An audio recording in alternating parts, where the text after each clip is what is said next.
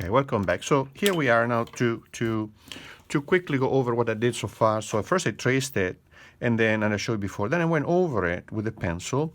This is like an edge, and I drew clearly and cleanly the outline of the pine cones, right? And at this point, I can start painting over it, right? So one advantage, I wanted to mention that one advantage of doing the photocopy of your original drawing on tracing paper is that, drawing on tracing paper is that you could also have a reverse image. You simply flip over the photocopy, and then you have two possibilities, right? You can also eventually create some pattern, etc. Anyway, so now I don't have that original pine cone because I did this drawing in like this is like 02, so it's quite a lot time ago. So what I'm going to do, I'm going to start showing you here how I check the color, analyze the color for this pine cone, and then I'm going to copy this, right, from my drawing. So what I want to do, I notice here that there's really not much color, right, in here, and that's why exactly I chose this this subject, because I don't want to mess too much with color, to keep the things simpler, right? But I see that there is kind of a reddish brown all over here, and I want to go for so I don't see any white of the paper here, right? So I might lift later on a little bit of the white in here, but there's no white of the paper like we've seen in the fish.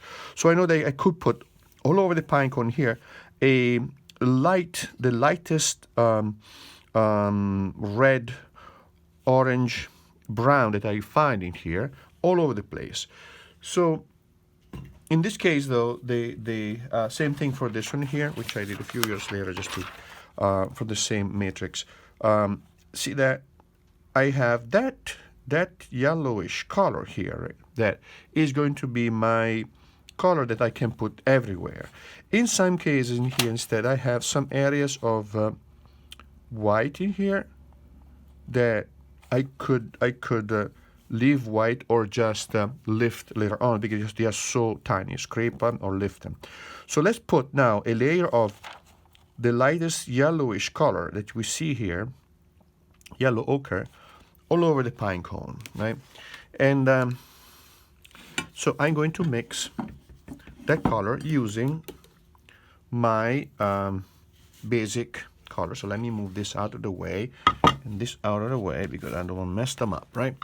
And so let's see if we can get a yellow ochre, right? So actually I'm going to use some of this yellow here.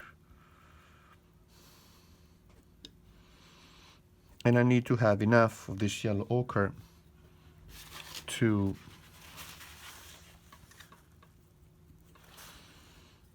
I'm going to mix a little bit of the two yellows, right, because I'm just experimenting in here, and then see what happens. So now let's use the alizarin red, right? It's too much, right?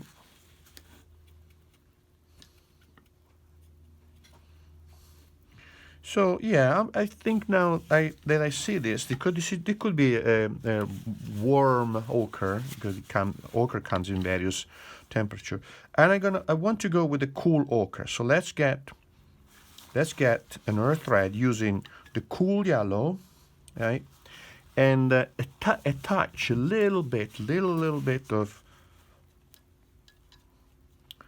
you get in there, right? A little bit of the alizarin crimson, right? It's still kind of warm, but it is better, right? So let's see. So now what I do is I'm going to block in here. I'm going to test the color. I'm going to test it on this piece of paper. You might want to test it on a different type of paper. So it is still kind of yellow, right? So what I want to do, let's see what happens if I add a little bit of blue to that yellow ochre, very, very little, and red to make it like a violet, right? And that ochre's, now that definitely killed the chroma a lot. See that? Mixing that made it a little bit grayer, right? So, all right, that's closer to yellow ochre. So what I do now, I have enough of this yellow to do the whole pine cone. And now I'm going to go over the pine cone quickly. I don't even need to go too quickly because if I had like a wash, big wash, like the one I showed you last week, right? I would need to be fast because the wash is the watercolor is going to dry up as I put it down and leave lines in between. But in here, the subject has all these lines of division, so it doesn't really make a difference because if I follow the outlines of the scales of the pine cone, even if the color dries up, the line is going to be between the lines of the pine cone, so it's not a big deal, right? So I'm going to keep it lighter, right? So I'm going to wash it down, take down this color here, right? And basically you got to keep the watercolor, you push the watercolor around. See that? You push it around and you create the first layer of watercolor. So you have seen how when you mix the colors, you want to try it, see what happened, see what happened, put it down, see if you like it, and then test it, right? I mean, mix it first like this, and then you really don't have a good idea of what color you have until you put it down on the paper, right? And as you can see, also the level of dilution of the paint will make a difference, right? Because more or less pigment in it will make a difference, right? So, and so on, right? So now I have enough paint, luckily, so I don't have to stop and mix. So so you want to have enough paint to finish the whole thing. Also because if you had to remix it, you don't really know if you're going to achieve the same color. I mean, you could with time and patience, right? But it's gonna be an hindrance. You're gonna be, and maybe you cannot get exactly the same hue, right? So you want to have enough paint and to do the whole thing, and then some more, because you might need some of the same base paint to maybe add a little bit of another color to have a darker hue of the same of the original color, right? So we're almost done, right? And I went a little bit over there. Oh, that's fine. Nobody will ever know. Well, you will, but that's fine, right? You're gonna be nice about that. So, you know what I'm saying? So you could, with a brush like this, see, this brush in here is expensive, but you can do everything with this brush.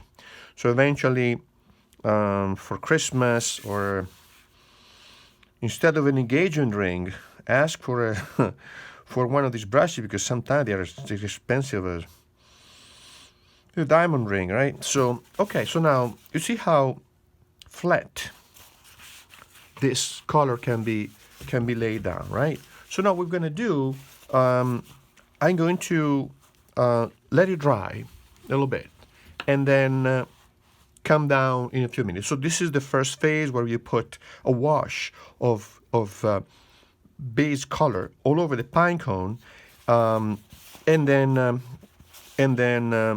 I want to let this dry, because the technique I'm using here is very deliberate and slow, and I want the color to stay where I put it, and I don't want this to be wet, okay? I'll see you in a few minutes.